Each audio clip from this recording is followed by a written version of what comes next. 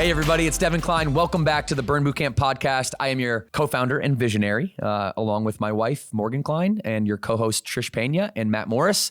We're so excited to be here with you. I'm here with you once a week. And also on the DK Show podcast, I have 3 episodes that drop Tuesday, Thursday, Saturday, in case you like this and you want more of it, okay?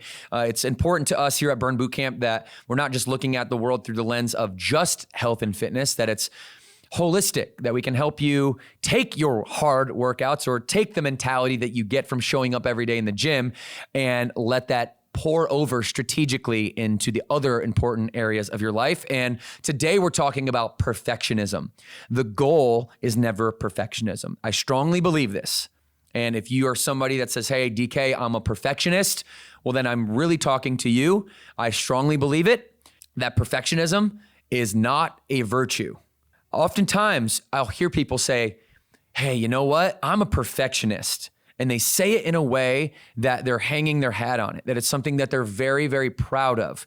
Now, what I think they mean is that I like to do things really well, but the subtle language change, like being a perfectionist, really is only going to set you up for failure. We all know that nothing in this life is perfect. Think about this metaphor. There is no such thing as a straight line in nature. Nature does not produce straight lines. It's true. Nature does not produce straight lines. You cannot think of one. There isn't one in existence. Some people might say, oh, what happens if ice glazes over? If you go into the ice and you zoom in really, really flat, you're going to see how porous that ice actually is and how it's not even a flat line to the remote sense of the word. And so perfectionism not only isn't a human virtue, but it's also not something in nature that even exists. And so those of us that hang our hat on perfectionism or being perfect, you're always going to be let down. My question for you is this: if you're a perfectionist and you say, I'm going to make something perfect, and because you say you're going to make something perfect, it delays the outcome or it delays the result that you can produce. When you actually produce the result, is it perfect? And the answer is always no. So perfectionism actually isn't attainable in the first place. So you're always going to come up short of your standards if your standards are perfectionism. The goal is not perfectionism. And I especially love reading autobiographies of those who are the greatest at whatever vertical of life that they set out on. My personal philosophy that I think shapes my entire legacy is I wanted to be the best in the world or world-class at something, no matter what that something was. I thought it was gonna be baseball. I got so close. I made the minor leagues with the San Francisco Giants, and I wanted nothing more to play under the big league lights since I was 5 years old. I got all the way to where I was in the same clubhouse as the Cy Young Award winner, and I didn't quite make it.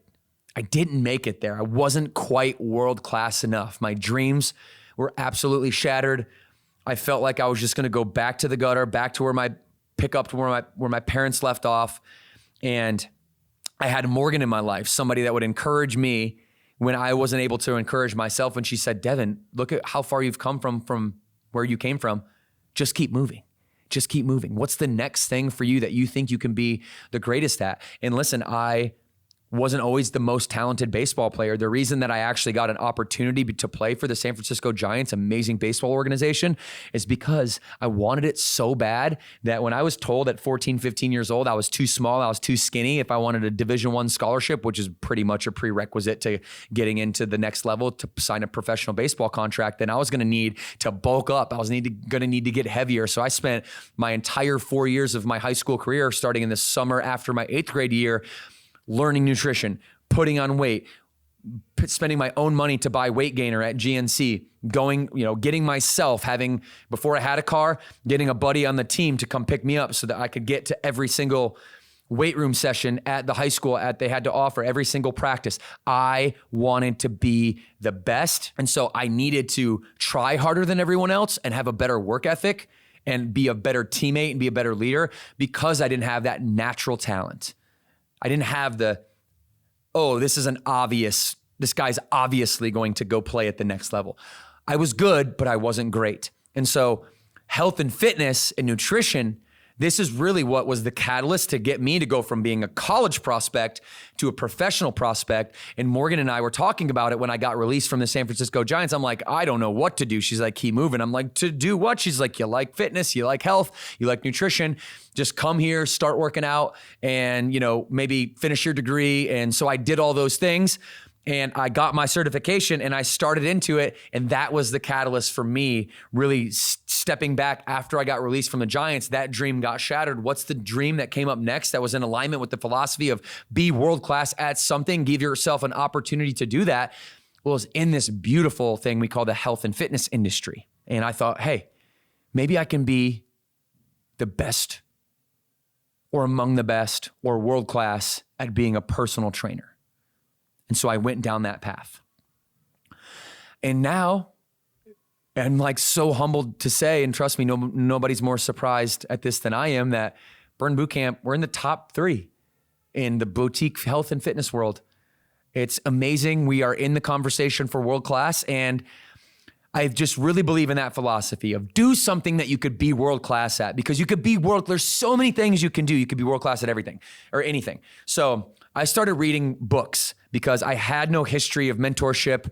My father in and out of prison, jail. My uncle's the same, like complete chaos in that world. I had no mentorship. I craved it. I found Tony Robbins. I started studying Tony Robbins to everything I could find. Once I went through the whole personal development, every guru on the planet, and listened to 100 hours of what they had to say, I started getting really deep in autobiographies and biographies of those people who had achieved greatness at the world-class level.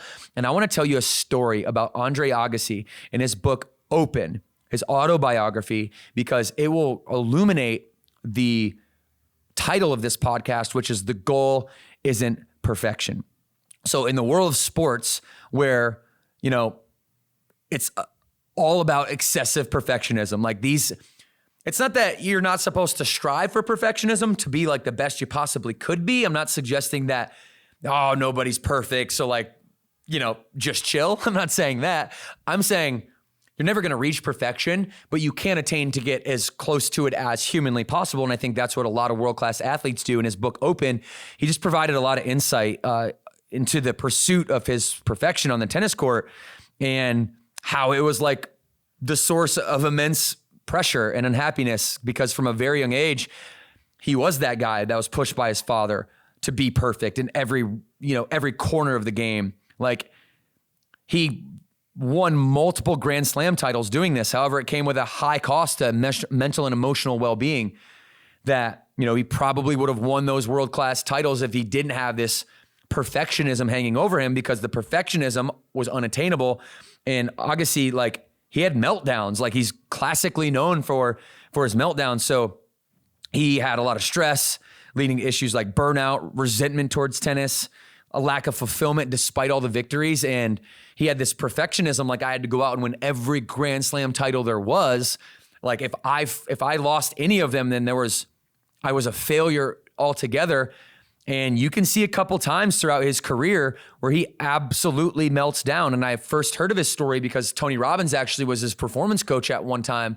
And that's what led me to reading his book when it came out, Open. So, it shows that even the best in the world, if you have this perfectionism mindset, you're inevitably setting yourself up for a meltdown. You're just going to eventually get to a place where you're disturbed mentally and emotionally because there's this goal that you have that's absolutely unattainable. So years later, when he found a more balanced approach to tennis and life, embracing imperfection and finding personal meaning in the failures and in his endeavors became his new way of striving to be great, striving for greatness, striving to be world-class, but realizing that no one is perfect. And so there's a high cost to his mental and emotional well-being. You can see it in his meltdowns.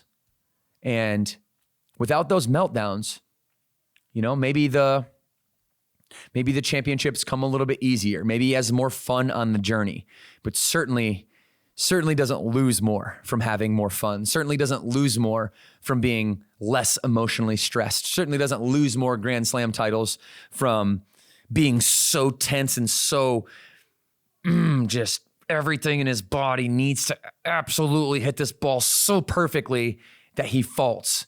And then the fault turns into a downward vicious cycle of momentum where he eventually crashes and loses. So I hope you get a chance to maybe read the open book. It's a great story of where perfectionism can go wrong. And I hope that I give you a new perspective on what perfectionism actually is, that it's not a virtue, and that maybe we shouldn't hang our hats on perfectionism because we're ultimately just setting ourselves up for failure. And that is my word today, everybody. So what'd you take away from this podcast? I would love to know, if anything, in our reviews. Make sure you rate us. Listen, we love to see your ratings, okay? Trish and Matt are the hosts of the Burn Bootcamp podcast. Morgan and I are happy to be here with you once a week, and know that the DK show is out there too if you want more of my thoughts on, those 8 areas of life that we always talk about. So that's it for today, everybody. Keep moving. 2 claps on 2. 1, 2.